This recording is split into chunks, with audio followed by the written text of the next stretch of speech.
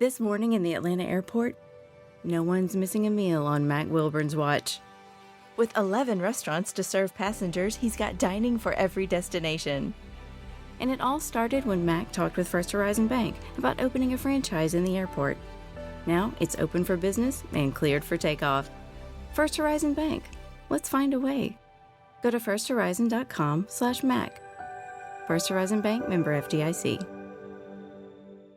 Shop the Plato's Closet Black Friday event in North Charleston and West Ashley and let the deals begin. You know Plato's Closet always has a huge selection of trendy recycled styles at amazing prices, but Black Friday deals are different. They're better. We've been holding back some of our best inventory, and you won't want to miss our Black Friday event. Save on gently used styles from Patagonia, Lululemon, Lilly Pulitzer, and hundreds of popular brands. Plato's Closet is ready to let the Black Friday deals begin. Plato's Closet, located in West Ashley on Sam Rittenberg Boulevard and North Charleston on Rivers Avenue. The following production is part of the We Be Geeks podcast collective.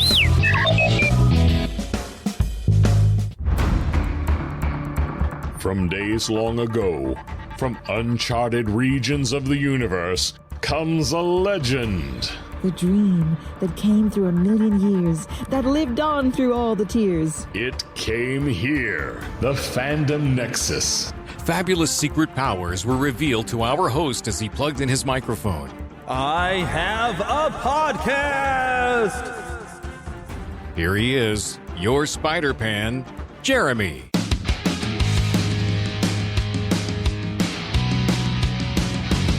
Yes, greetings, it's me, your Spider-Pan, Jeremy, and it looks like I'm flying solo. I had tried to set things up where Phil was going to be joining me again today. Don't know what happened. It's getting difficult to coordinate timing with everyone, so I'm doing more and more shows on my own. He's, of course, a busy pastor, and both of us have some health issues. I actually was planning to record maybe yesterday, but I wasn't feeling that well. Last couple of weeks, I'm sorry, I wasn't feeling well, and I'm adjusting to getting back on some medication and whatnot, so... that's kind of what happened there, and now that we're also having evening church, Philip is kind of busy on Sundays, and that's when I'd like to record the show to get it out to you by Monday, but here it is Monday, and I'm recording the show now, and I tried to coordinate with Philip, but now I can't find him. So here I am on my own, but we have lots of fun to have together, you and I, as we've got the Flash movie has been out now for a week. I meant to have the review last weekend. Philip and I got a chance to go and see that. Also, there's a Stan Lee documentary. I also got an opportunity to go to an event here in Kansas City, the Spider-Man Beyond Amazing exhibit out at our Union Station. Now, I think this might be a touring type of a thing, so this is something you might have the opportunity to go on and check out yourself. I did not get a chance to see the Spider-Man, what is this one, Across the Spider-Verse? I don't know. The newest Spider-Verse cartoon. Didn't get a chance to see that one. Things always kept getting in the way, and then, of course, The Flash came out. There's a lot of movies that have come out. I'm actually curious about that Wes Anderson movie, The Asteroid City. I'd like to check that one out as well. Elemental has come out as well. Not planning on seeing that one. I have really kind of given up on Disney and Pixar. I've been getting kind of the mix of people that enjoy it and people who haven't, and I'd rather not pay money for it because, I've read some stuff, and I just can't get down with the program over there anymore. I really just cannot do it. So... I'm not planning to see it. And I'll probably just see it when it pops up on Disney Plus. If I watch it. Big if. Huge if. And that's disappointing. Pixar used to be like, some of my favorite movies, of the recent years were coming from Pixar, but they really kind of went downhill and then just start putting out just terrible movies. I haven't liked one of their movies since, I liked the one I can't remember the name of off the top of my head. Wow. The one with the fish. I liked that one. But they haven't seemed to really hit the stride that they had before. I mean, they've put out some movies that were good, and then some movies that were just awful, and some movies that were just okay. But it used to be every one was just a banger of a movie, and I really don't feel like they've done that, and neither has Disney. We could go on for a long time about that, but I won't. All right, but let's get into some things. First, of course, we like to ask the question, what have you been watching? And as of today, I watched the first episode of Secret Invasion from Marvel.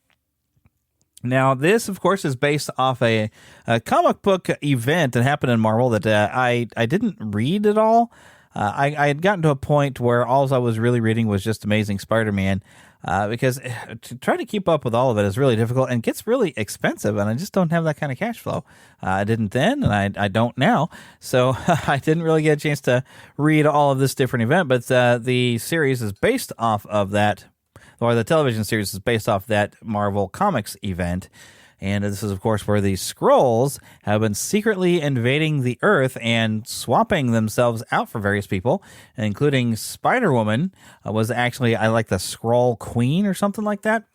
That ended up being kind of a big deal, and it turns out she'd been swapped out for quite some time, and they even had a Spider-Woman series after it was all over with, where she was trying to regain people's trust again because she'd missed out on a large chunk of her own life, and they made a really neat little comic, then even a motion comic that you could view with her trying to get back into her own life and going on a bit of an adventure. The artwork was really neat on that one. I did collect that.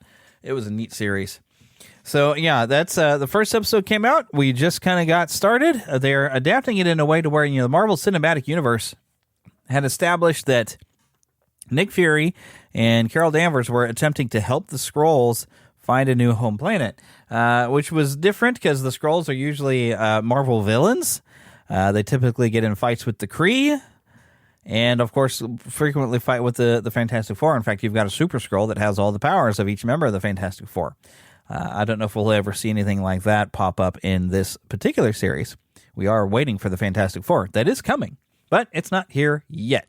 So I don't expect to see that. I would like to see some superpowered Skrulls, although it did appear in this series that Skrulls are definitely stronger than a human when they fight with each other, because we do have a couple Skrulls getting into a fight, because we have at least one Skrull that is on the human side, and some Skrulls that are not involved, but this has got a leader named Gavik who is recruiting some of the younger Skrulls. It feels like the promise has not been kept of them getting them their new homeworld. So like, well, you know what? You got a nice planet. We'll just take it.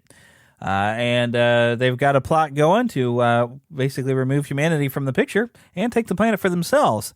And I believe this is supposed to be an 8-episode arc, or 8-episode series. So we'll just see how that turns out. I have a feeling the humans are somehow or another going to remain on this planet, but this could have ramifications in upcoming Marvel features. So what have I been playing? Well, I've actually been doing some repeat playing. I'm still working my way through God of War Ragnarok, but I'm trying to just kind of mix it up. I went back and had to play a bit of the Final Fantasy VII Remake. Partly, I was kind of excited seeing the footage of the next in the Final Fantasy VII, I believe it's Rebirth. Getting to see that got me kind of excited to go back and play with the old Final Fantasy VII. Plus, I was trying to update. I think I've got everything squared away. I've probably got some more videos I need to work on and put on there, but at least you'll get a new video every day if you happen to subscribe to the official Neverland gaming channel.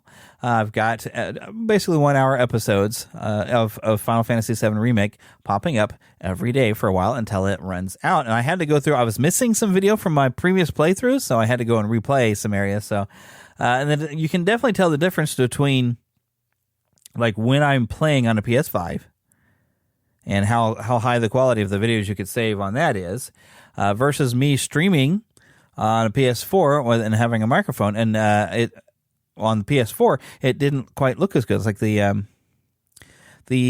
resolution was dropped a little bit there. So you can definitely see some difference, and you can hear me talking in the beginning. You can even see some of these clips will have the old Neverland to Disney and Beyond logos on the front of it instead of the official Neverland gaming channel, because I had stuff on just one channel, and then I've been consolidating to where there's a gaming channel and a podcast channel and then just my personal channel on YouTube.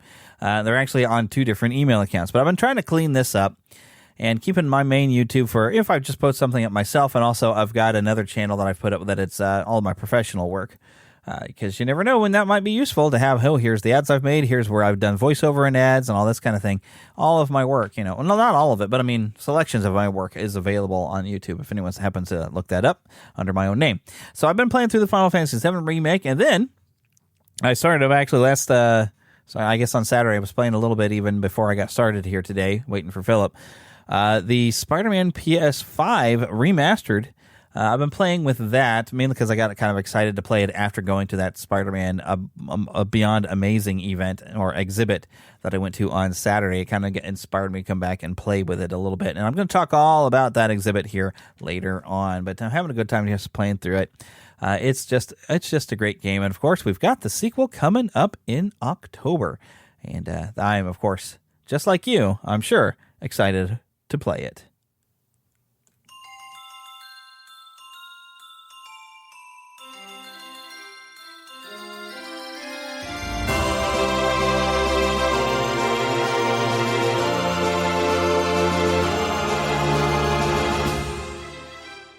Spanning the Disney and geek universe to bring you the best in comics, toys, movies, and entertainment.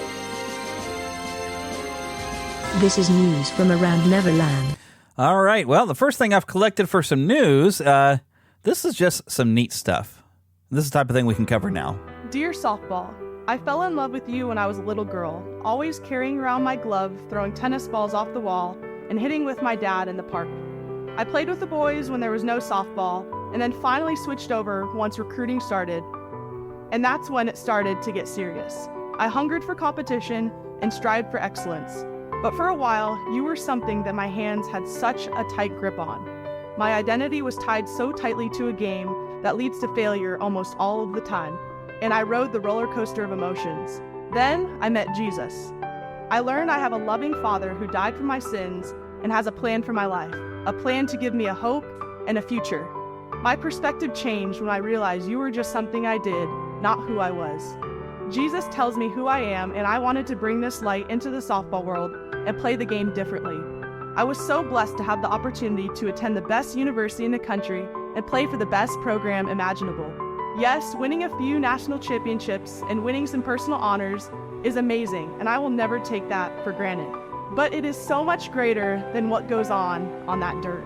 First, I have met some of my best friends and my future husband at OU. Praise the Lord. But even more so, the Lord has given me a platform to shine a light that the world tries to dim. The expectation is to idolize you, and the promise is that true joy comes from reaching a goal that you have put all of your effort into. Yes, we as Christians are expected to work hard at all that we do for Christ, but the real victory has already been won on the cross, Jesus dying for my sin and saving me. Because of this, I have an eternal hope that allows me to play your game free with fullness of joy that comes only from the Lord. With this mindset, I have played the most joyful softball the last 5 years. What's crazy is that this joy doesn't come after big wins, home runs, championships, etc., because all of those things will fade away. I am filled with a steadfast joy when I see one of my teammates decide to get baptized and become a sister in Christ.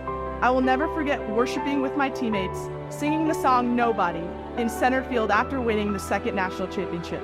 God is so awesome. My prayer when I started college was that I could be a vessel that the Lord uses in His kingdom to bring others to know Him. As I leave college softball, I pray that others can know how loved they are by the Creator of the world and that Jesus can use you in mighty ways. You just need to be willing and obedient. I'll end with one of my favorite verses, Romans 8:28. And we know that in all things God works for the good of those who love Him, who have been called according to His purpose. Sincerely, Grace Lyons. All right, so that's a video that was put up by the NCAA Championships. Oklahoma's Grace Lyons reading her Dear Softball letter. She is, I believe, graduating from the Oklahoma University.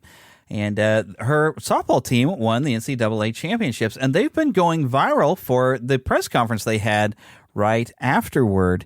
And I thought it was some really, really, really, really neat videos coming out from them. And I enjoyed watching this one. And I figured it was news. That is something that this is how much this show has changed. I feel more free to share things like that with you. And I really enjoyed that. That was some good news, for a change. Of course, it's been a couple of weeks now since they've won, and some videos went viral of them. But I wanted to share that with you because I thought it was some good stuff.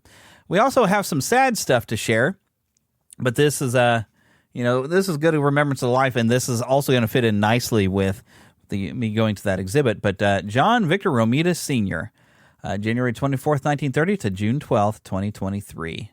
Of course, you're probably familiar with his work if you're familiar with the comics, on The Amazing Spider-Man, co-creating characters including Mary J. Watson, The Punisher, Wolverine, and Luke Cage. He was, of course, a comic book artist and had a very interesting style. He actually was a ghost artist in 1949 working for Timely Comics, which is what would later become Marvel, and this is where he met Stan Lee. And in 1951, Romita began drawing horror, war, and romance comics for Atlas Comics, which had been known as Timely and became Atlas and would later become Marvel. He also drew some of his first superhero work in 1950's revival of Captain America. And then he started actually working for DC Comics from 1958 to 1965 and was an artist for many of their romance comics. And he got really good at drawing beautiful women and became pretty well known for it. I'm sure, J. Scott Campbell might be more known for it nowadays. He came back to Marvel in 65, drawing Daredevil. And then in 66, when Steve Ditko left Marvel, which if you've seen the Stan Lee documentary, you'll get to see a little bit about that. And I had to, I'll get into that here a little bit later, why Steve Ditko left. But this is when John Romita was chosen by Stan Lee to be the new artist for Amazing Spider-Man. And he really, he put a bit more muscle on Spider-Man. He had a very unique style that was very, very cool of when he drew Spider-Man. And I'm always mainly going to remember that more than his work on Captain America, because I wasn't around during the time he was drawing, but his signature style lived on through the 60s and was brought to life in animation and things like that. So he really did some neat stuff. There is a fun little bit here. It says Romita said he based the design of Mary Jane Watson on actress Anne Margaret, which you might know her from Viva Las Vegas and some other things. I remember her being actually guest starring in an episode of the Flintstones, and they had a really cute drawing of her that they made and called her, I think, Anne Margaret Rock, but she was disguised as Annie, and she showed up as Pebbles' nanny or nurse. I guess a nanny would be the thing. And so, but Pebbles figured out exactly who she was because she was singing songs to her, but she'd always tell Pebbles, shh, can't tell anybody. It's a really cute episode, but yeah. Very, very, very cool. And he actually here recently came back and was doing a little bit more work. And his son, John Romita Jr., has actually done some work on both Uncanny X-Men and Spider-Man, and also on The Punisher. He's got a very different style from his father, but his style is also very distinct. It's a style that kind of grew on me after a while, but when I first was seeing his work on Uncanny X-Men, I really didn't like John Romita Jr.'s work. It's kind of blocky in style, but I always liked John Romita's look, and a lot of poster work and stuff you could see was carried over from his style of artwork. So very, very, very sad loss, but he left a heck of an impact on Spider-Man fans and Marvel fans alike. The only other bit of news that I had is this: we have hit the 35th anniversary of Who Framed Roger Rabbit, and I thought that was just kind of fun and unique. I haven't heard of any sort of special events going on, but if you need a good reason to watch it, there's your reason. Other than, of course, today that I'm recording is actually June 26th, and that's 626. So if you want to watch Lilo and Stitch, today's a good day for that as well. But I think I'm going to have to watch Who Framed Roger Rabbit. I haven't watched it in a while, so celebrate that 35th anniversary. And hey, if you go back, I guess it was last year, we did have Gary K. Wolfe, the creator of Roger and Jessica Rabbit, on the show to talk about one of his new books. So having a good celebration, you can go back and visit that episode as well. But now it's time we visited the trailer park. Mama, another gator got in the house. Another gator? Give me that shovel. Come here. Get him, Mama. Get that gator. The Neverland Trailer Park. Okay, so this trailer, I'll admit, is a little different from what we normally have. This is a Netflix documentary, and I had to do it because I live in Kansas City. I'm a Kansas City Chiefs fan and a fan of good old Patrick Mahomes. This is a Netflix documentary called Quarterback. Let's go upstairs now and read, okay? Why does the NFL have so many rules against hitting quarterbacks? The quarterback throwing a pass is wide open for dangerous hits. An injury to the quarterback can sink a team's entire season. I'm gonna take you out here. No. I'm good. This is about as close as they'll ever get to seeing what it's like to be a quarterback in this league. I dedicate my life to football. All day, all day. I love to compete. I love the relationships that come with that. I wouldn't trade it for anything in the world. He's score. He's down. Oh, I would have gotten up. Everybody sees the game days, but they don't see the day-to-day grind. Every season's a roller coaster. Hey, you get one opportunity a week. Marcus will keep it and score. Let's go! It's really nice to get him away from football and spend time with our family. She made it the first try. How many did y'all make? I can do that one. Just kind of a basic guy. We call it dad style. If ever I do go out of my shell, it seems to become a thing. Dive in. Let's go. This was the turducken.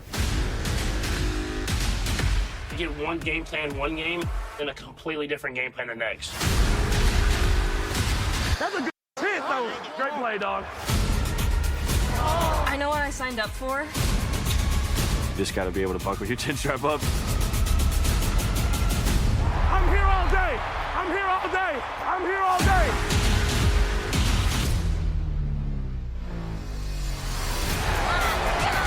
My instinct has always been I'm going to be the guy to make the play. And I think that kind of gets me in trouble. Let's go out there and find a way to drag our to the finish line. Mahomes is in trouble, scrambling to his right. Gets off the hip, and now fires it late. Touchdown!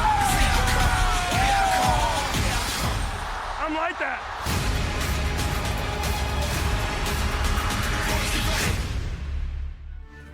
So this is coming to Netflix on July 12th. I'm going to attempt to go back. There's a little bit of mild language in that trailer. I'm going to attempt to do it and see if I can edit some of that out. So either you heard it, you edited out, or you heard me miss it as part of sentences. It's going to be bit of a challenge for me to edit out, but I'm going to attempt to edit that out for you. But I got to say, I'm pretty excited. If you're a football fan, I'm not sure about everybody who's in this, the different quarterbacks they talk to, but of course, Patrick Mahomes, who you hear the most of, and you get to see some stuff with his family. There's a really fun little shot where they show his wife getting a ball into like the milk barrel, like a game, and Patrick Mahomes doesn't quite get it in there, but he has one where you got to throw a football through a hole, and he's like, yeah, I can do that one. Most likely, also go and follow around Kirk Cousins, and I believe he's a quarterback for Minnesota, I want to say. I could be getting that wrong, but I remember him, of course, getting a lot of attention when they had some fun on the plane, and he's wearing a bunch of gold chains and stuff, and he was kind of out of his normal comfort zone, and that's kind of what they mentioned. But it looks like it's going to be a very interesting and fun show to watch. If you happen to be a football fan, I think you will enjoy that, and I am a football fan, so I plan to enjoy watching that on July 12th.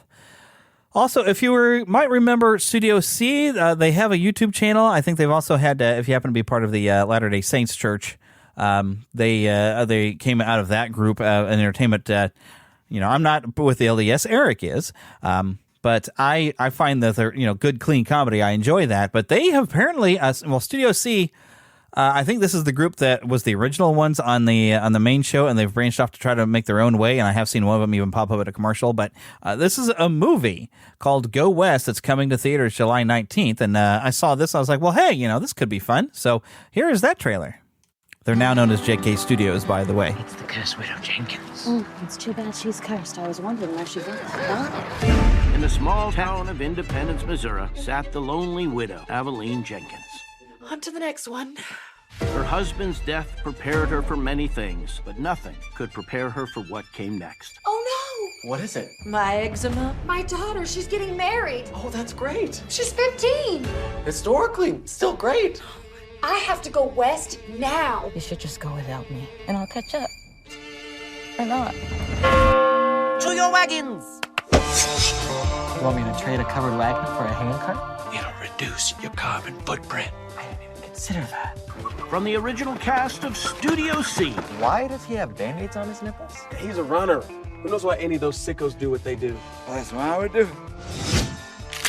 I'm suffocating.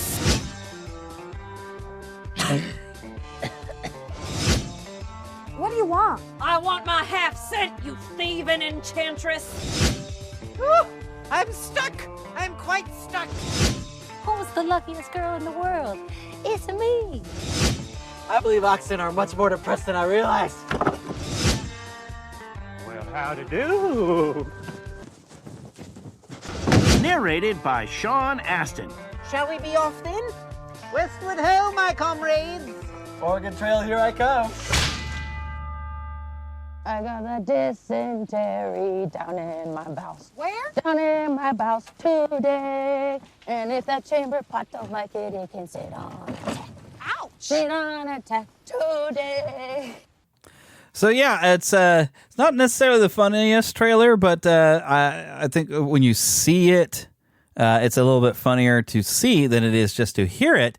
But I guess they also need you to go through to a request this to get onto your nearby theater. If you go to jkstudios.com/go west, and you can attempt to get this to come to your a theater, because I mean it's a small independent film by the original cast of COC, now called JK Studios, and this is a gutsy maneuver to try to make a film. It's very low budget and a few modern bits of humor, even though it looks like it's set in old Independence, Missouri, which I don't live that far from Independence, Missouri. Really, that's kind of in my area of the world. An area of Missouri is down south of me, is where Independence is. So that's kind of fun. But the synopsis here says: Go West tells the story of two sisters traveling on the dangerous Oregon Trail, meeting hilarious characters and encountering crazy obstacles along the way. So if you're interested in seeing that, go request it to come to a theater near you. Which I should probably go and do that to try to get it to come to a theater nearby me. All right, now we have something coming from Disney and Pixar, their 28th feature film, and I figured I would just go ahead and share it, even though I'm really not that interested.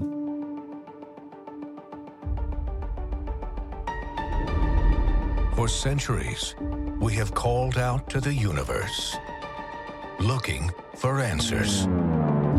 In 2024, the universe calls back. Bring us your leader. Hi, can you hear me? Honey, now is a really bad time. Okay. Bye. I love you. I love you. I love you. This is new.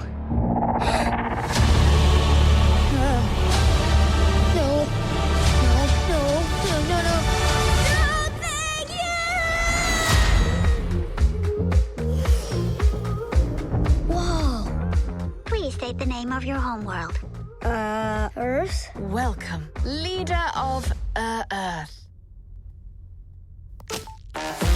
We are the United Advanced Species of the universe. I think there's been a mistake. You're not the leader of Earth? Sorry for the mix-up. Commence memory wipe. No, wait! I am the leader of Earth. Why is your voice different? I've always talked like this since I was a kid, which I'm obviously not anymore. But yes, I run the planet. The trial of Earth can proceed. Uh-oh. Until then, as you say on Earth, okay, bye. I love you. Okay. Okay. Bye. Bye. I love you. I love you. You're the talk of the communiverse. If Mom could see me now. I know what you mean. I ate my mother at birth. But in moments of great success, I regret it. That's a thing for your species? No, just a me thing. Everyone was shocked. So this is scheduled to be spring 2024. And its description here is an out-of-world teaser trailer for Disney Pixar's 28th feature film, Elio, is now available.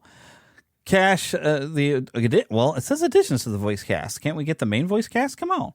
But it says Jamila Jamil, Brad Garrett, joined previously announced America Ferrera and Jonas Gabrib in the intergalactic misadventure that's scheduled to take off next spring, March 1st. And the description says, for centuries, people have called out to the universe looking for answers. In Disney Pixar's all-new movie, Elio, the universe answers back, or the universe calls back. The original feature film introduces Elio, an underdog with an active imagination, who finds himself inadvertently beamed up to the Communiverse, an interplanetary organization with representatives from galaxies far and wide. Mistakenly identified as the Earth's ambassador to the rest of the universe, and completely unprepared for that kind of pressure, Elio must form new bonds with eccentric alien life forms, survive a series of formidable trials, and somehow discover who he is truly meant to be. This is directed by Adrian Molina, screenwriter and co-director of Coco. Well, that's a good sign. Coco was good. And produced by Mary Alice Drum, associate producer of Coco. The film features the voices of America Ferrera as Elio's mom, Olga, Jamila Jamil. I don't know if that's what it looks like, as Ambassador Cuesta, Brad Garrett as Ambassador Krygan, and Jonas Gabrib as the title character Elio. And as I said, March 1st, 2024. Normally when I would see something from Pixar or Disney, I used to get super excited about it. I don't anymore, although it's got some potential. But it seemed, a lot of the jokes and everything seemed very, very predictable. You kind of saw where it was going early on. But we'll see if they get my interest as it goes later on. Here's something you're only going to hear about one time, because this is going to be an R-rated film, and I don't cover R-rated films, but it's a Marvel film. It's a Spider-Man villain, so I thought we would check out the trailer. This is Kraven the Hunter.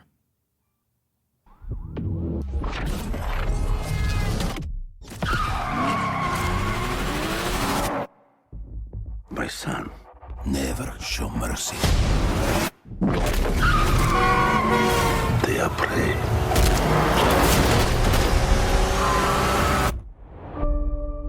We are predators. Boys, your mother is dead. She died because you sent her away. She was weak, sick in her mind. You know my business, yes? Power is about strength. If you show weakness, you will give our enemies an opening. Shoot.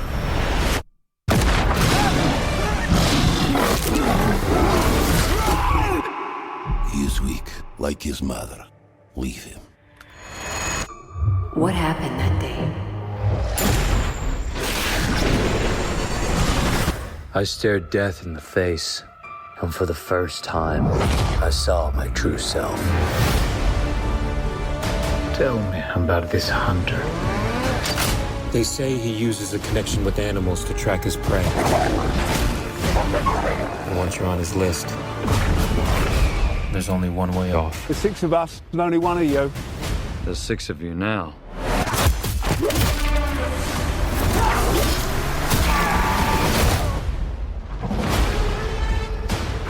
Why do you hunt?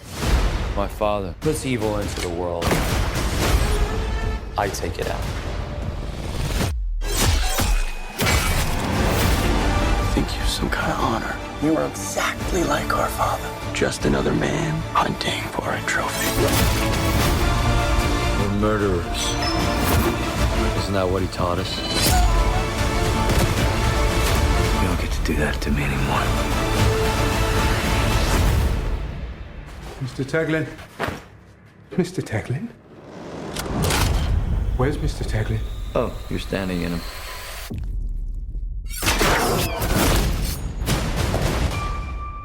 Oh, you just figured that out now?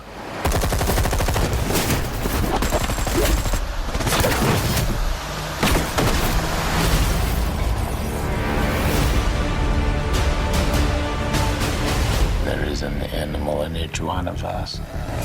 Don't you want to know why they call me the Rhino?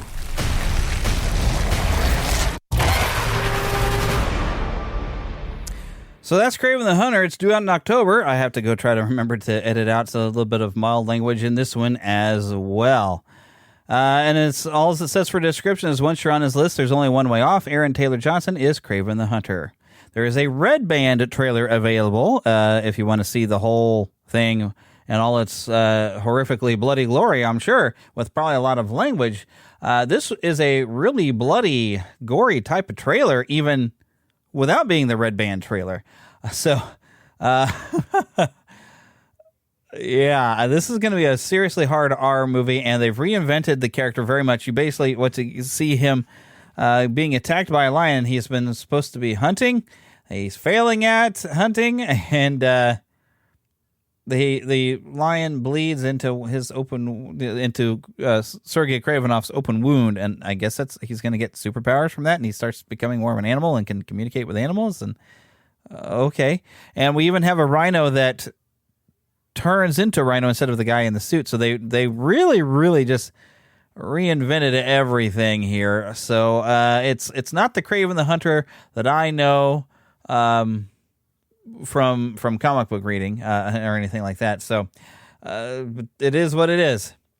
Something I'm going to throw in here real quick, because I see there is 9 days ago we got a trailer for Netflix for a live action version of One Piece. So take a listen if you happen to be a fan of that anime. I think my wife has watched some of it, but here we go. An avid cyclist dreams of turning his passion into a business. He consults his banker to help find the best path. Now bike wheels are being built, and all it took was a little push to get rolling. First Horizon Bank. Let's find a way. Go to firsthorizon.com/Clint. Ever since I was a kid, the sea's been calling. So, I'm setting out to follow my dreams. I'm gonna be king of the pirates. All I need is a loyal crew. And I think together we'd make a pretty good team. We're heading up to the Grand Line. A treacherous stretch of ocean with bigger islands and bigger pirates. Careful with that. I don't work for you. I'm sensing a little bit of tension amongst the crew. Not a crew. We haven't sailed together for very long, but I know we've got each other's backs.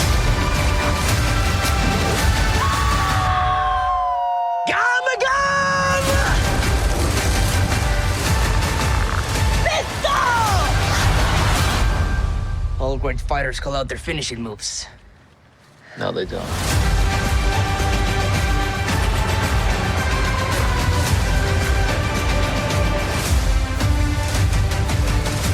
So August 31st, coming to Netflix, One Piece as a live action. Is this a movie or a series? I think it's going to just be a movie. There's been a lot of animes being adapted into movies here lately on Netflix.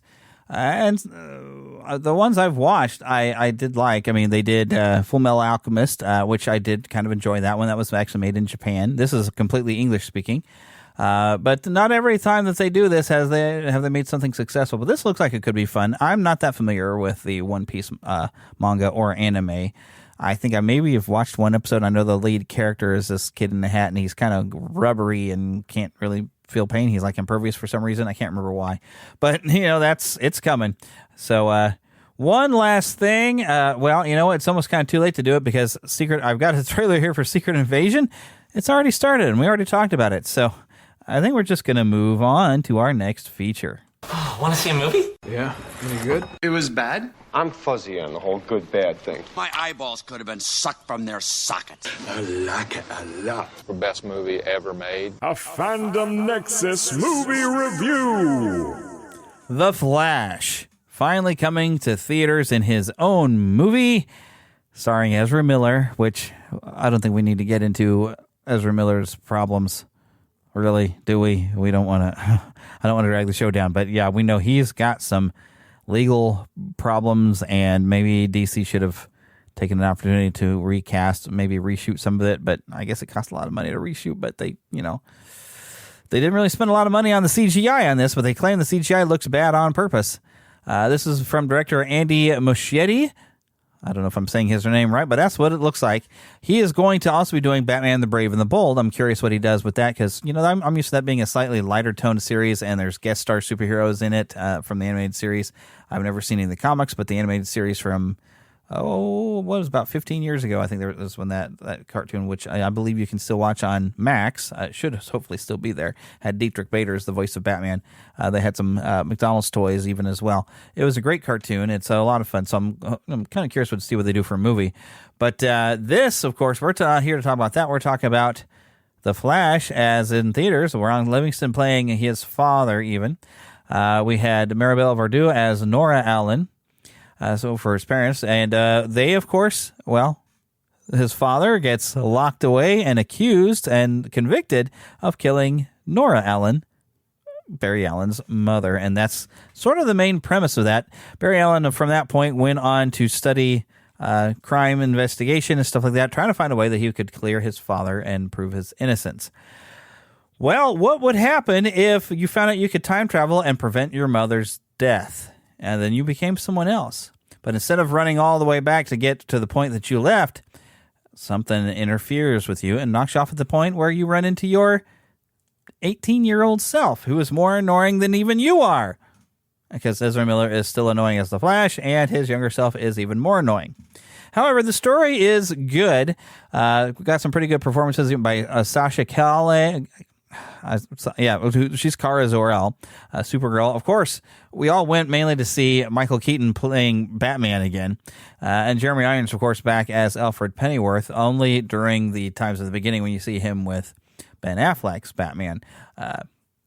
As Michael Keaton's Batman explains it later, that when he altered that time, he didn't just Back to the Future make an alternate timeline. So now this alternate timeline has its own past. And so when he makes that change, not only does he change the future, but it changes the past as well. So speaking of Back to the Future, now Michael J. Fox was not the star of it. Now it is the original actor from Back to the Future, Eric Stoltz, who was originally going to... I can't remember why they swapped over to Michael J. Fox. I think Eric Stoltz at some point could not complete filming it, but they did start filming the movie with him. They went with that idea that he actually completed the movie, so like the past had changed. But this is essentially the Flashpoint paradox, which they've got an animated movie of, and... it was based off a comic book series. And overall, I did enjoy this. This was a good time at the movies. It was more fun than it had any right to be. Ezra Miller is kind of annoying, but there is some neat action sequences, and the only real complaints I've heard, other than Ezra Miller, is the CGI looking really bad, and some people have complained about what it looks like when the Flash is running. Well, and one person even had said, why didn't they just do what Marvel did with Quicksilver? Well, you wouldn't want to make it exactly look like Quicksilver, because you don't want to be like a copycat, right? And the difference being is that Quicksilver, it just moves extremely fast as a mutant. The Flash enters into something called the Speed Force, which is almost like this alternate sort of reality. So while he's in it, he looks like he's moving slow motion, but he's probably actually moving extremely fast, just faster than our eyes would see it. So it kind of makes sense that he almost seems to be moving slow when he's inside the Speed Force. But like the entire realm, when we're following him in the Speed Force, everything looks different around him. Unless they slow everything down to slow motion where he's moving kind of normal speed, so we kind of get an idea. There is scenes like that where he's rescuing a bunch of babies falling out of a building. Don't ask. You'll have to see it in the movie, where we kind of get him moving at normal speed. But when he's running the Speed Force, he almost looks like he's doing the same maneuver as a speed skater, which I found to be interesting. I didn't mind that at all. I thought it looked kind of cool, and I got the idea that he was inside the Speed Force. But, of course, Barry finds out that he can travel back in time and then makes the decision that if he just does one thing, he can save his mother's life. With that, of course, that alteration, everything changes, and now he's got to set things right and even try to get himself his powers, thinking he can set things back to normal by just giving himself his powers and taking care of other things, realizing that there is no Superman when General Zod actually makes his arrival on Earth. It's basically trying to get Superman back, finding out that there is no Superman because you got a Supergirl, and she's got a very different attitude. And, it starts out, nobody really wants to help him, but he kind of wins them over. The more grown up as Barry Allen is more serious than he was in the Justice League movie. He's a little bit less annoying. But Ezra Miller himself is just kind of annoying in this. I liked him actually better in the Fantastic Beasts movie, because he didn't have a whole lot of dialogue and much he needed to do, so there's not much he could really ruin. But, he doesn't actually manage to ruin this movie. I actually, like I said, it's more fun than it had any right to be, and I actually do recommend it. Philip and I both had a good time.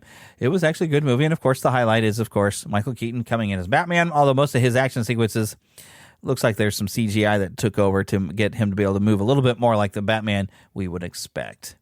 I had also pulled out a bit of stuff about the Flashpoint paradox. So let me go and update you on how it happened in the comics. So this is Barry Allen waking up, discover everything and everyone around him has changed. He's not the Flash, doesn't have powers.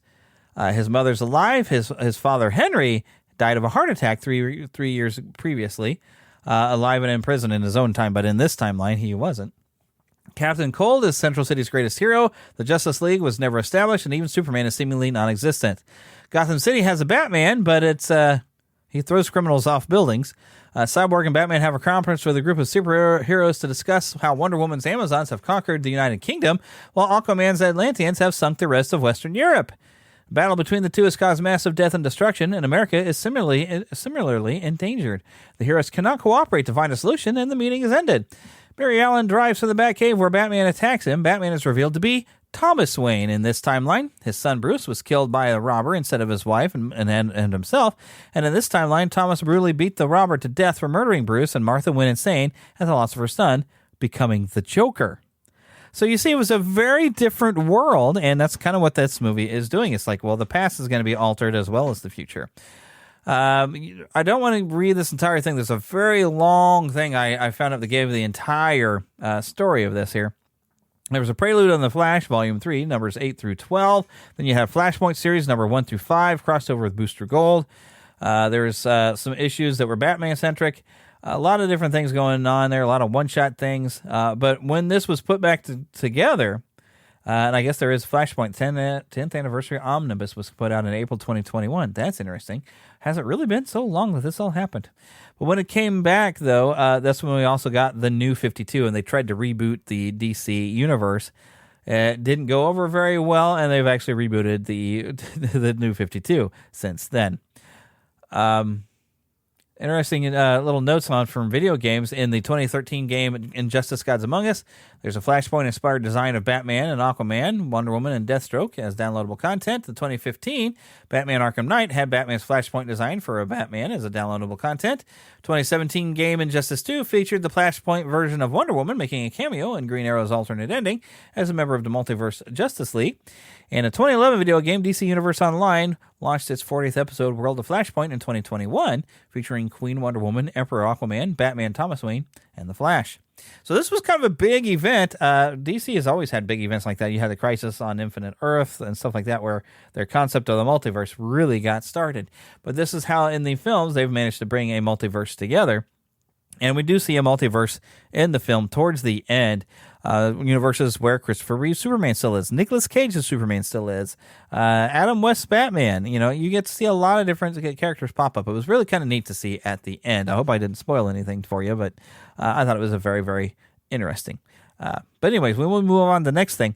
A Stan Lee documentary is on Disney Plus. Definitely well worth a watch. Stan Lee did so many interviews, and there's been so many little documentaries and stuff made about him. I've even got, when I bought my special edition version of the first Sam Raimi Spider-Man movie, it had Kevin Smith sitting down with Stan Lee in a little conversation. I've also seen documentaries. I think I checked one out in the library that kind of followed him around, and you get to see Stan with his wife, Joni, I believe. Stan has even put out an autobiography comic book, but there's all lots of him talking about himself. And so they've gathered all out of that audio to where he kind of narrates himself, and they sometimes with little figures.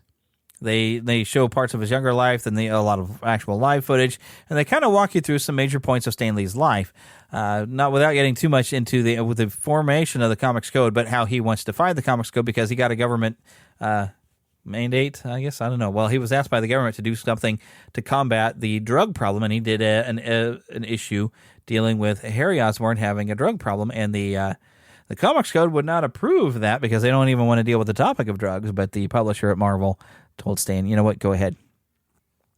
But it's really, really good stuff. Walking through a lot of his career. He talks a lot also about Steve Ditko wanted more credit and considered himself to be more of a creator of Spider-Man. Stan Lee had given Steve credit for like the look and the design, but the idea was Stan's, but not the look of it. And Steve Ditko felt like he should have gotten more credit because he says the idea was not what gave you the creation of the character. And so Steve Ditko eventually did leave Marvel over this issue, which I thought was very, very interesting. And I did see some other stuff while I was at the exhibit over the weekend where Steve Ditko, of course, had drawn a cover for Amazing Fantasy 15 where you first see the Amazing Spider-Man, but they didn't really like that cover, and so Jack Kirby, of course, then drew his cover, which became more iconic and was been repeated and replicated as the exhibit showed over time. But it was definitely worth a watch. It was very interesting. Of course, if you love the man Stan Lee, you're going to enjoy watching a documentary about him. It just comes down to that. Very, very simple to look at in that direction. But now I do want to talk a little bit about this exhibit There was a lot of different things that, there was pictures, artwork, original artwork that was used in the comics all over the place. And I was taking photos of that stuff. I took some selfies with Spider-Man stuff. Wish I hadn't gone there by my own so somebody could have taken a picture with me. But they had some framings or some, I don't know what you call it, a display/plaque that went through the various different eras of Spider-Man. I mean, this exhibit was meant to encourage people who had watched the movies to learn more about the comic books of Spider-Man and educate us some of the history of what's happened in the comics, the writers, the artists that have worked on them through the decades. And it was very interesting. Of course, now you do get to see various costumes and props from the movies. We saw a couple of Tom Holland suits, like the stealth suit. We do get to see one of his Stark suits, No Way Home, I believe, was it? Or, no, wait, Far From Home. Far From Home, I think, is where he first debuts the black and red suit to match a little bit more, actually, what the original intention was. He was supposed to be wearing black and red in the comics. But, there's... Back then, you wanted to be able to show where light hit things, and that's where the blue highlights kind of hit in, and the highlights eventually just kind of took over to where he looked like he was just wearing blue. But like I said, there was a lot of stuff going through talking about the Steve Ditko and Stan Lee era and all the different things that came about of that, and all the new villains popped up. There was even features about each villain on various walls that you could look at. I got to see, by the way, one of Dr. Octopus's, I guess claw is the right one. One of the mothers was telling her kid, oh, that's the Dr. Octopus claw from Spider-Man 2. It wasn't the full arm, but it was the claw.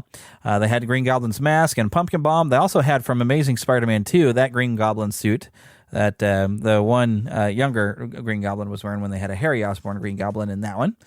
A lot of neat stuff. A lot of great photo opportunities. Definitely worth checking out. One kid was scared to death of a bust of the Lizard, as depicted in Amazing Spider-Man, the movie.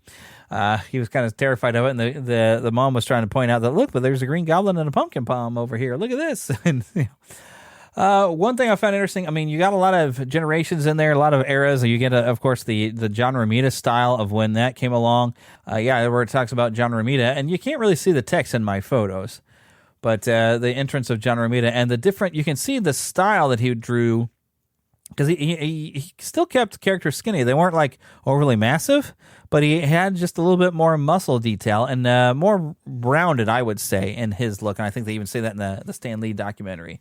I really liked his style. Let's see, I believe, he was, of course, the one. They do have the one shot, of course, where Mary Jane pops up. You just hit the jackpot. And, of course, his designs on Mary Jane and bringing her in. Trying to move ahead here to some different things. Like the next, here was the Spider-Man in Society. Stan Takes a Stand. This is where we're talking about Stan Lee trying to keep it relevant to the young audience and talking to some of the issues that were going on at the time in the 60s, including the drug issues. But I want to get to the next artists because, oh my gosh, there was also, I forgot about this display here, a lot of different merchandise that they showed. And even one, it's a figure still in the package, but it's a figure I actually have. They even showed the designs John Romita did for what became the Thanksgiving Day Spider-Man balloon. The wedding, they had an entire wall display for the wedding of Peter Parker and Mary Jane. This actually was one of Stan Lee's ideas. He wanted to keep Mary Jane around and thought this was a good way to do it. And they did a massive event. Stan Lee was at the time writing, I think even with John Romita Sr., was doing a comic strip there for a good long time. And they coordinated with the comic strip, the comic book, to have the wedding in both. But they had someone design a dress for Mary Jane, which that original artwork was on the wall. And, of course, they had an actual wedding out in, I believe, Shea Stadium out there in New York, and had an entire event. And Stan Lee actually officiated a wedding when they had two people playing as Peter Parker or Spider-Man and Mary Jane, and guests including a few of his villains and other characters from the comic books. So it was a really, really big, neat, cool event. And now you have modern artists modern writers, modern Marvel, have decided they just split them any way they possibly can because they have no idea what to do with her now. Like Dan Slott was the first to do it, and they've even done it here recently. But funny thing I noticed with all the different artists that were mentioned and all the different contributions, like even the writer and artist, the writer who took over from Stan, who wrote the death of Gwen Stacy and a lot of other different stories. Even the Green Goblin, a lot of different stories. He's credited, but you get to a certain point, they don't talk about Dan Slott or any of the current writers or any of that. It's just dropped. But they do suddenly bring up Miles Morales and talk about him coming into existence, and had a statue out there of Miles Morales, and then a little section dedicated to the Spider-Verse. But you don't get to talk about a lot of the writers since then. You even get to talk about some of the artists like Mark Bagley, who was one of my favorites, and then Todd McFarlane, who was another favorite. Todd McFarlane is the one who really originated, made Peter more spidery the way he moved, and even started making the webbing more tangled looking in various fashions. But yeah, Tom McFarlane did a lot of stuff to originate, and Mark Bagley kind of followed suit of trying to do what Tom McFarlane did. But there's great little placards to all the different artists and writers out there. And if it comes into your town, I would definitely recommend you go check it out. And if you're in Kansas City, definitely you have to go and check this out. It was great. It cost me $24.50, I think, overall with like tax, I guess, included, not to mention $6 in parking to go. It's worth going one time. I don't think I'd go back a second round because there wasn't really much that I didn't already know, but it was I read everything in there. Once you've read it all, there's not much more to do. But it is very, very cool to see, and a lot of great photo opportunities as well. Oh, and guess what? I have some audio to share with you that I recorded while I was there. So let me share that with you right now. All right, folks, here I am. I'm inside the Spider-Man Beyond Amazing exhibit here at Union Station in Kansas City. I believe this is going to be a traveling event, but I have, of course, had to take the opportunity to come down there. I'm going to be allowed to take some pictures, so I'll share some of those, of course, on our Facebook page and also on my Instagram. I'll of course, make an announcement of that at the end of the program. But I wanted to share some of the things that I'm seeing. So far, I got to see even some Kansas City exclusives with Andre Rison, who was one of our players for the Kansas City Chiefs. He used to call himself Spider-Man, and so they made a special edition comic book that was for Andre Rison of the Kansas City Chiefs. It was number 23, I think, volume 2 of Amazing Spider-Man. I kind of almost wonder if I don't have that issue somewhere, but I don't have the Kansas City Chiefs exclusive specifically, but it looked familiar to me. But I'm now going to go through the exhibit. I'll tell you some of the interesting things I picked up and learned. There's a lot of stuff I already know, but I'll at least tell you about the exhibit.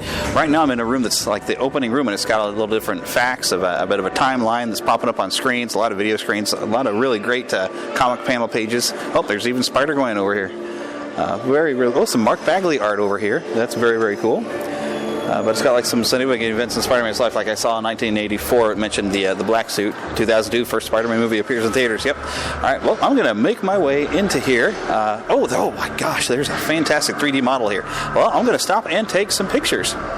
But let me read some of this to you before I take pictures. It says, Spider-Man has always been a different kind of superhero. His origin story was different. His powers were different. His costume was different. He wasn't an alien or mythical figure or even a full-grown adult. Just a teenager with teenage problems. He didn't even want to be a hero at first. Only taking up the role after tragedy taught him that with great power, there must also come great responsibility. Since his debut in 1962, Spider-Man has become an international icon. He has appeared in every form of popular media, inspired an entire Spider-Verse of related heroes and villains, and made millions of fans of all ages from every nation on Earth. This exhibition will take you from the web-slinger's humble beginnings to his present-day status as one of the world's most popular fictional characters. You'll meet Peter Parker's loyal friends and his most enduring foes, relive his greatest tragedies and triumphs, and encounter many of the other spectacular Spider characters who have appeared over the last 6 decades. Welcome to the web-slinking, wall-crawling world of the Amazing Spider-Man. All right, well, now it's time for me to go and take pictures. Well, here's a fun fact that I didn't know. This is Strange Tales number 97, and they've got a copy here of page 2.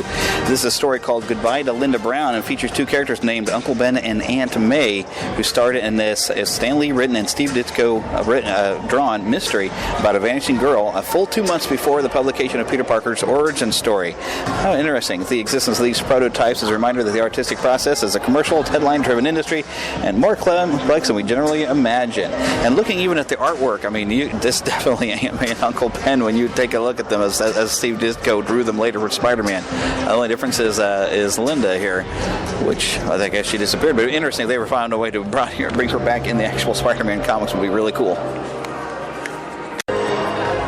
Well, here's an interesting fact I didn't know, and I don't think they mentioned it in the Stan Lee documentary that's on Disney Plus right now, but May 1941, Captain America Comics number 3 is the first time that you see anything written by Stan Lee, and it was, apparently back in those days, you had to have a couple of pages of prose fiction to meet some postal requirements for a second-class mailing, and Joe Simon figured, well, nobody read these little text stories, so it wouldn't do any harm to let Stan write it, and that's when Stan decided to call himself Stan Lee, because he wanted to write real stuff later, as he mentions in the documentary that's currently on Disney Plus, which, by the way, I do recommend.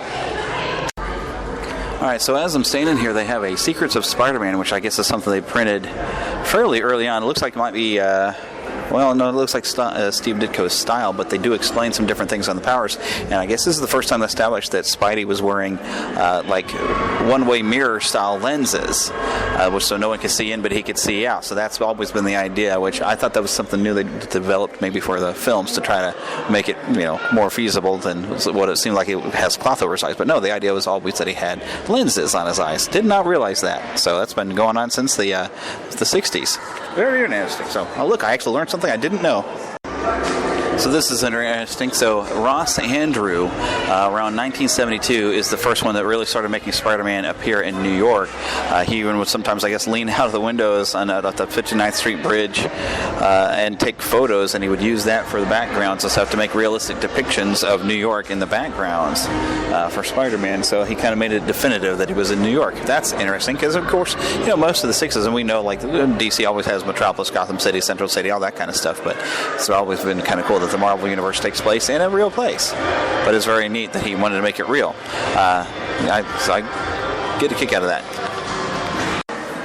So here's a guy that definitely needs to be mentioned. I figure it's a Jerry Conway, or Gary, probably Jerry. But he took over writing in 1971 for Amazing Spider-Man, and this is the guy who's have a run from Amazing Spider-Man 111 to 149. He's the one that killed off Gwen Stacy, and Green Goblin, and also brought in characters like Tarantula, Hammerhead, Jackal, and the Punisher, and even had stuff like the death of the Molten Man, the Spider-Mobile, Harry Osborn becoming the Green Goblin, and also the Aunt May and Doc Ock romance that happened. Very interesting. Some of those, I think I have like reprints of some of this stuff. I know we got reprinted the Punisher issue. I've even got one where it's the Punisher meets Archie that's got the same cover. But he also, the very last story arc that he did was where Jackal created the clones of Spider-Man that would have repercussions later.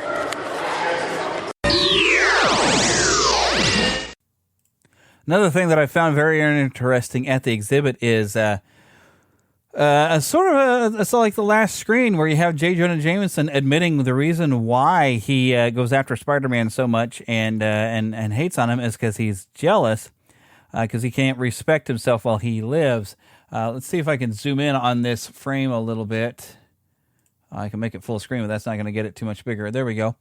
But here's J. Jonah Jameson alone in his office. Says, "Am I always to be thwarted, embarrassed, and frustrated by Spider-Man? I hate that costume freak more than I ever hated anyone before. I'll never be contented while he's free.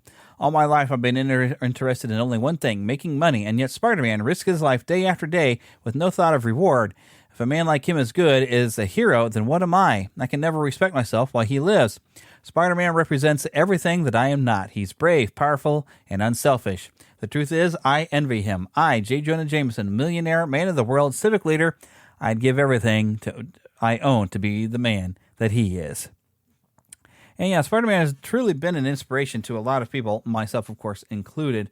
The concept of with great power comes great responsibility resonates even with the Bible tale of the talents. The parable of the talents, I should say specifically.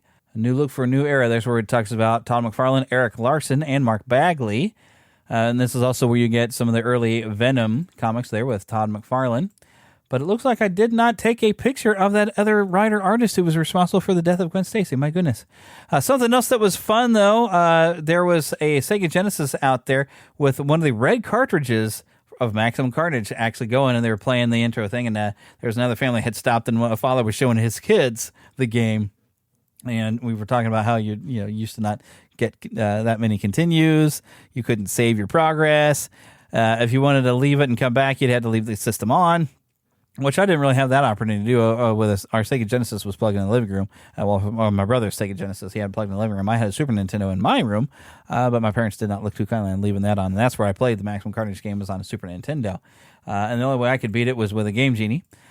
Was that my screen here? Spidey Swings in the theaters. Yep, there's an entire section that was dedicated to the films coming around May 3rd, 2002. There's some pages showing of some of the kind of graphic and artwork stuff that they did for from Homecoming and Far From Home.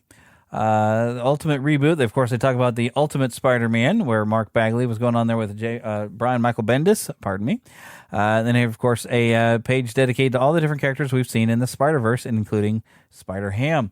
But no, apparently I didn't take a picture of the of the panel that was talking about that other writer-artist that came along and was there during the time of the death of Gwen Stacy. Well, that's interesting. I seem to have forgotten that, but it was a fantastic exhibit. I really enjoyed looking at it, and as I mentioned before, I recommend going at least one time. Now, of course, to keep things moving, I wanted to talk about the animated series Spider-Man and His Amazing Friends, which was actually sort of a follow-up. There was a Spider-Man series that didn't quite make it all the way to everybody seeing it, apparently. And so this was probably the first one that you got to see on Saturday mornings on NBC with a total of 24 episodes, 3 seasons. There actually were a few comics that were released based on it, because The Triumph of the Green Goblin, Opposites Attack, Spider-Man and His Amazing Coworkers, and Spider-Man and His Amazing Friends. And this is where you also... wow, look, they got a thing of every episode. This is cool. So we started out, of course, with The Triumph of the Green Goblin, had The Crime of All Centuries, The Fantastic Mr. Frump, Sunfire, which, of course, he's a mutant. He appeared there. Swarm, a very weird character. 7 Little Superheroes. I believe that's the Chameleon who went in there. And there's a lot of other guest star heroes. That was one of the things that was fun about this. All the guest stars that would pop up, like the X-Men and Magneto, different villains. Video Man, Spidey Goes to Hollywood. The prison plot with Magneto there. That's before we get to see the X-Men. The Vengeance of Loki, where Thor makes an appearance. Knights and Demons, Pawns of the Kingpin, and then The Quest of the Red Skull. Season 2 featured the origin of Iceman, Along Came a Spidey, and Firestar is Born. Then we've got Spider-Man Unmasked, where the Sandman thinks he actually unmasked him and actually does, and they managed to trick him. Transylvania Connection, where Dracula wants Firestar. Oh, what was her name? Angelica Jones. The Education of a Superhero, where instead of a villain, we get a guy who gets the powers of Video Man and wants to be a hero. Attack of the Arachnid, which apparently mirrors an episode of the Spider-Man series that had run previously. The Origin of the Spider-Friends, where it tells that entire story while the Blue Beetle's running around. Spidey meets the girl from tomorrow. He falls in love with Peter Parker falls in love with a future girl. The X-Men Adventure, guess where that is? And then Mission Save the Guard Star, which they had other characters coming in there. Well, yeah, and I guess season 2 only had the origin stories listed as far as this page here. I'm looking at the Marvel Fandom database. But this is where, of course, we got introductions to characters like, Iceman, of course, a mutant. They thought about having the Human Torch be a flame guy, but they wanted a female, so they came up with Angelica Jones, Firestar, and they thought, well, just make her another mutant. This series was originally broadcast on NBC as a Saturday morning cartoon. The series ran for 3 seasons from September 12th, 1981 to September 10th, 1983. I would have been 4 years old when this series came on, and I remember watching it, and I gained a love for Spider-Man from this point. And I got even more love as I learned more what Spider-Man is about as I got older, and I started buying some actual comics. The animated series was noticeably more popular than the solo Spider-Man animated series that aired around the same time. You can watch both of these on Disney+. It has also become more well-known in recent years, thanks in part to syndication on the Jetix programming block. As of 2006, as with the majority of other Disney-acquired Marvel Comics animated series, there are no plans to release the show to DVD. It was released in Region 2 in late 2008. This is Peter Parker with Bobby Drake and Angelica Jones. They come in as boarding in with Aunt May as she wants to run a boarding house, so they all end up living in the same house. They managed to make a little hidden crime lab or secret headquarters that I guess, I think if I remember correctly, Tony Stark helps them with after they help him out in like the premiere episode or something. Or I think, but I think you get some answers to where that is and maybe how they become the Spider Friends or something like that. I'd have to go and watch all this. But yeah, it was a great show. It was a little cheesy. Of course, they're not allowed to punch, or I think even kick anyone. So Spider-Man basically webbed and then did feats of strength. Iceman, of course, would use his ice powers. Firestar would surround someone with fire, doing different things. But they in the 80s, they really had to keep the violence down. And in the 90s series, we even see that, John Semper said that with the 90s series that he didn't want to have Spider-Man just punching everybody. He wanted to do something different. So he would have him kick them, but he would try to come up with creative ways to deal with villains instead of just punching them. Voice cast included Dan Gilvezan as Peter Parker Spider-Man, Frank Welker. Of course, we know him as Fred from the Scooby-Doo. And so many different characters. Frank Welker, just look him up on IMDb and you'll be amazed how many different characters he played. I mean, heck, in this one, he's Bobby Drake, Iceman. He's also Flash Thompson, and even Ms. Lion, the dog. Kathy Garber was the voice of Firestar. June Foray was the voice of Aunt May. She's, of course, was everything. My goodness. Rocky from Rocky and Bullwinkle. So many different characters, June Foray. Dick Duffield was a narrator in Season 1, and then Stan Lee took over in Seasons 2 and 3 to narrate. William Woodson played J. Jonah Jameson. William Marshall as Tony Stark, Iron Man, and also Juggernaut. Chris Latta was Sandman. Dennis Marks as the Green Goblin, and Michael Bell for Dr. Octopus. Now, Michael Bell, of course, you might know him also playing Duke on G.I. Joe and even the premiere episodes of Star Trek The Next Generation. He did also some other Marvel stuff. He also voiced Cyclops in an X-Men, Pride of the X-Men. So this was a great series, and I remember watching this on Saturday mornings, and at some point they did bring it in with an Incredible Hulk series. Now, the Incredible Hulk, I remembered from the live-action series, sort of terrified me. I was terrified of when he would turn into the Hulk with the live-action, but then he was brought into a cartoon. I was able to look at the Incredible Hulk differently and seeing that this is a cartoon character. I still didn't become quite a fan of the Incredible Hulk, but I was able to look at, oh my gosh, he's supposed to be a Marvel hero. So I looked at him differently. So it was during this block of animation from Marvel Animation that I was able to get a different look of things. Now, this has become such a popular series with people my age that there are toys, sets. It'll cost you about $80 from Entertainment Earth. I'm planning to order it, where they get a figure of that basically look like this series, all three in a box, and the box actually has like the title screen look. Which, if this was any bigger, I would save it to my computer.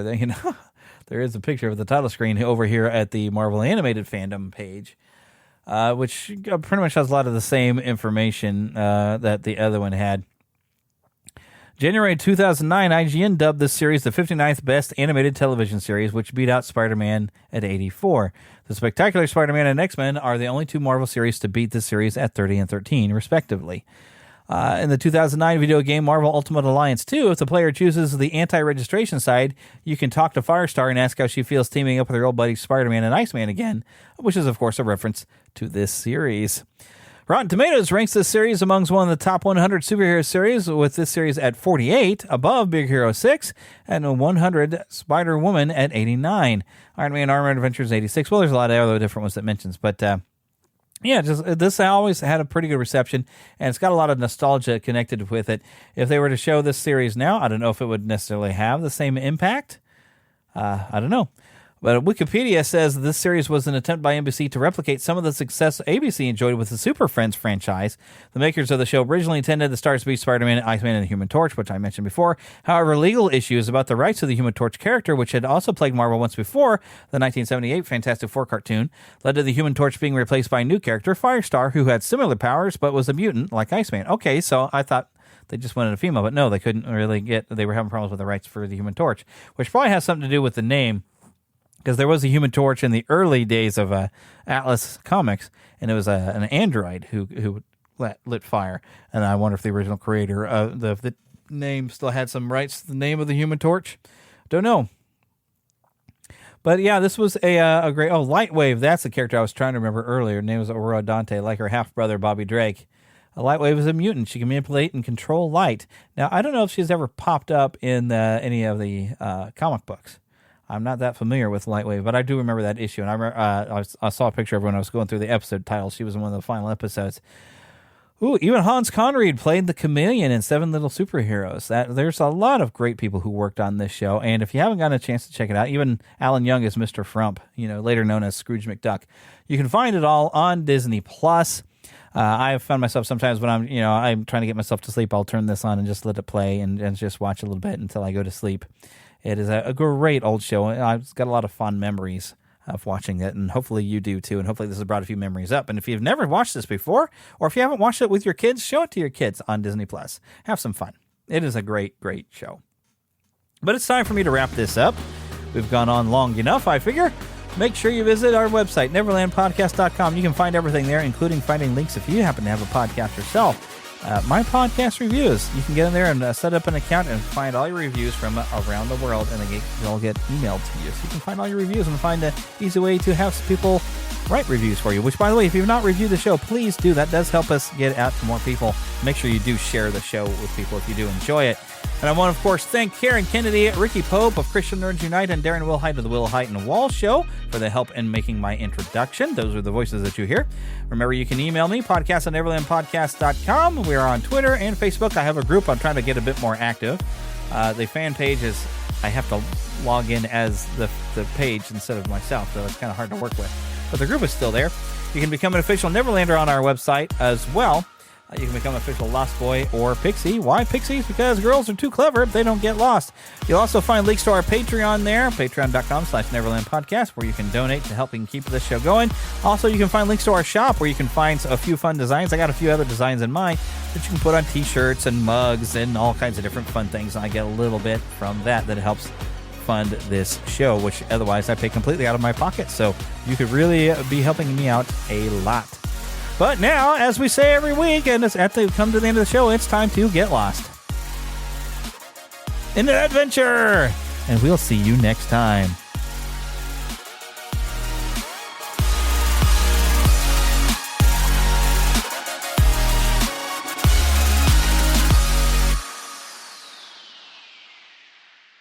Recently, our client John met his banker to discuss plans for a clean energy building. What he found was a shared passion for building something more. Momentum for change. First Horizon Bank. Let's find a way. Go to firsthorizon.com/John.